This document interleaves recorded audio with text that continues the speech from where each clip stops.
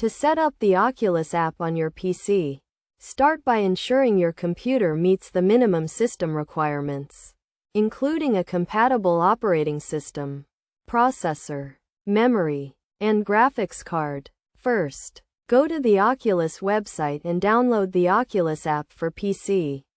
Once the download is complete, run the installer and follow the prompts to install the app. After installation, launch the Oculus app and sign in with your Facebook account or create a new Oculus account if you do not already have one.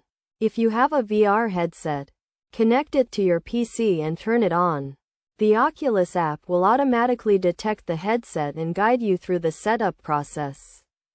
Next, you will be prompted to set up your play area, which is the physical space where you will be using your VR headset.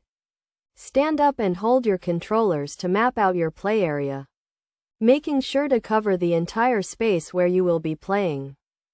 After setting up your play area, you will be taken to the Oculus home screen, where you can browse and purchase VR games and experiences. You can also access your library of purchased content and launch games from here.